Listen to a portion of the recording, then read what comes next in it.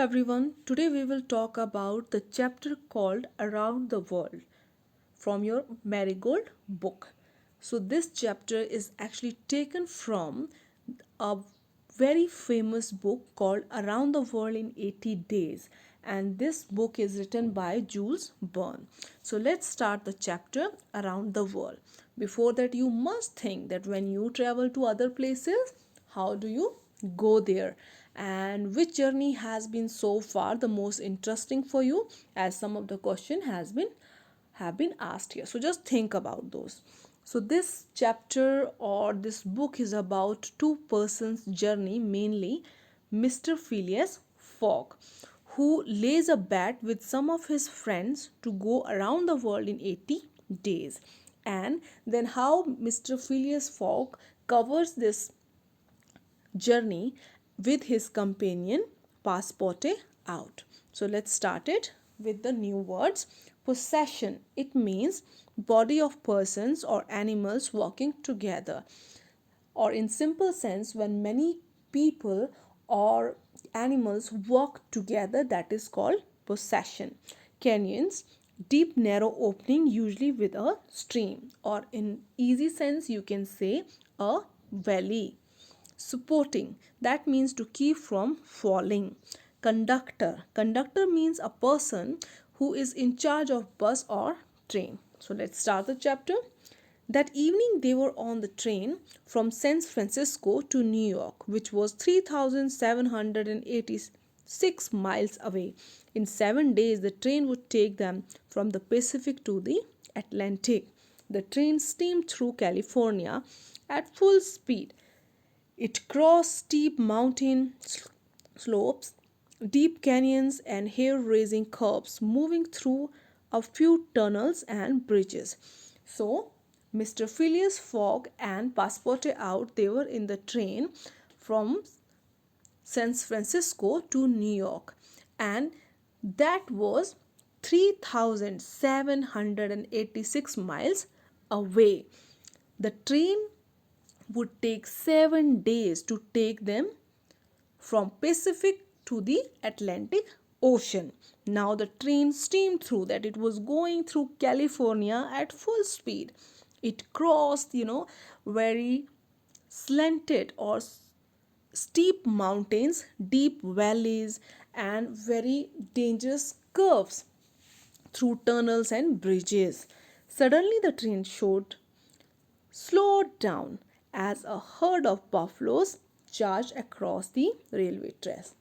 So then they saw a herd. Herd means a group of cattle. So they saw a herd of buffaloes. They were crossing the railway track.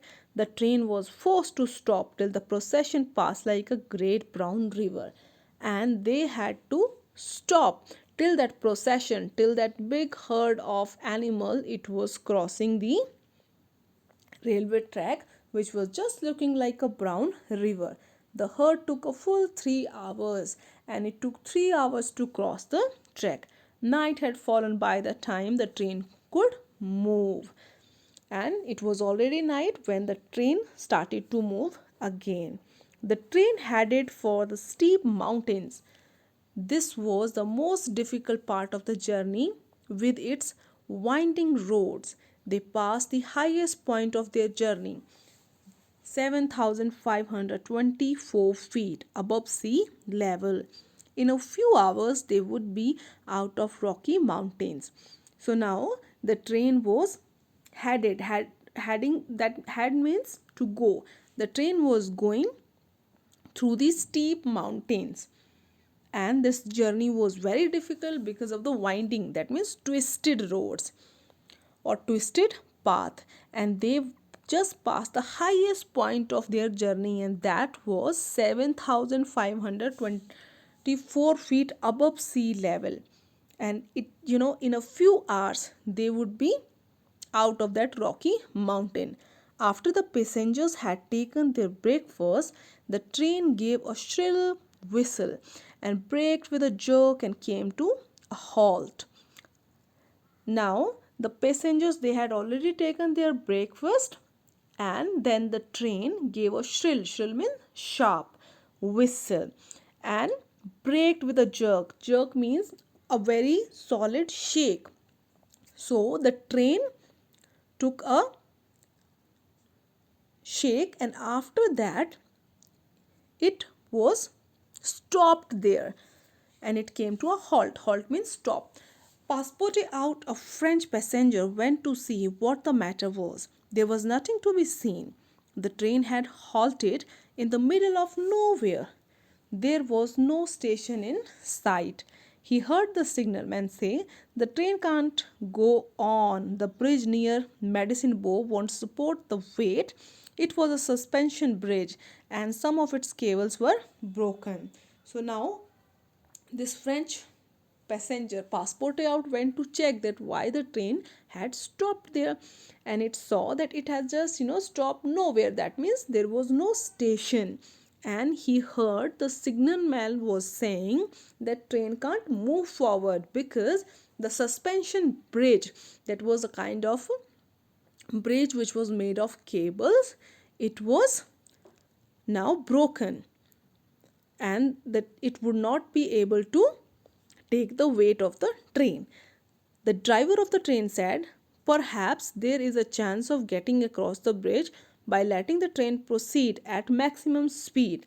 And then the driver said that if we would take it with a maximum speed, so maybe then this can take that weight and the train can cross the bridge. All aboard. All aboard means to get in, said the conductor. The passengers got on the train, and the driver reversed the train for nearly a mile. Then he gave another whistle. The train began to move forward so fast that it was frightening. The passengers had the feeling that the train was not resting on the tracks but was floating through air. As the engine shrieked and the train shuddered, they were over the bridge in a flash. So now the conductor asked everyone to get in the train, and the passenger, they just boarded on it. After that, driver reversed it, and it was reversed till 1 miles. After that, he gave a whistle, and then they took the train in a great speed that it was very frightening, and the passenger felt that it was not like resting on the tracks, but it was floating, like kind of it was flying. And after that, the engine, it just gave a jolt. Jolt means a shake, and in a flash, that means in a moment, the train was on the bridge. As soon as they passed over the Madison River, the bridge crashed down into the raging water below. The train continued its course that evening without interruption. And as the train had passed that Madison River, that bridge crashed down. That means it just got into pieces, into the raging means very, with very high water below. The train continued its course that evening without any break, without any interruption. As the train moved forward the next day, it was suddenly attacked by hundreds of Sioux Indians, a tribe of native red Indians. So here, next day, the train was attacked by a tribe of Sioux Indians, which was a kind of red Indian tribe which is found in America. Many of them appeared from all the sides, jumped onto the moving train, and pulled themselves up the steps. They were armed with rifles. Some of the travelers had revolvers. They defended themselves barely by answering with pistol shots. So, as now the train was attacked by these red Indians, and they came with their rifles. So some of the passengers, they had pistols and they tried to protect themselves, but it was actually a difficult situation. Now the conductor cried out, "The train must be stopped or we are lost." "I'll go," said Passport out. He opened the door, and unseen by the red Indians, he slipped under the racing train, and holding on to the chains by slowly reached the engine. Then he separated the engine from the coaches. They started to slow down. And now the conductors cried out that this train must be stopped, otherwise we will lost. I will go, said the passporte, the companion of Mr. Phileas Fogg. He opened the door and he just escaped himself from those red Indians, and he slipped under the racing train, and he just held that chain and reached the engine. Then he separated the engine from the coaches. Coaches means compartments in train. And after that the train got slowed down.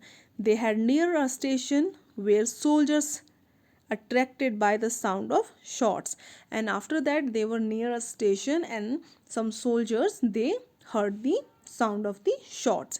They hurried toward the train. The red Indians on board saw them and quickly jumped off before the train stopped entirely. And when red Indians, they saw that soldiers had come, they just jumped off. They just went away before the train stopped entirely. So this was the story. Now, if you have understood it, so you need to think about these questions. Question number 1: which tribe of red Indians attacked the travelers? So Xiao's you have to read. Okay. Next, which was the highest point of their journey? So do you remember what was the highest point of their journey? It was, I guess, 7,524 feet above sea level. Why did the train stop the first time? So you have to think, why did it stop the first time? Because a herd of buffaloes was passing across the railway track. How many days would it take for the train to reach New York? It would take 7 days for the train to reach the New York. Now you can think about these, tick the correct answer. The first time the train stopped was because some robbers stopped the train, a herd of buffaloes was passing, the tracks were broken. So what do you think? Why did it? So you have to think about it. Next is the bridge fell with a crash into the river. Options: after the train had passed through, the train was still on the bridge, before the train passed over the bridge. So it is after the train had passed through. Okay, so just think about it, think about the story. I'm sure that you have understood it. Thank you very much. Keep studying, read this chapter yourself so that you can have a better understanding of this chapter.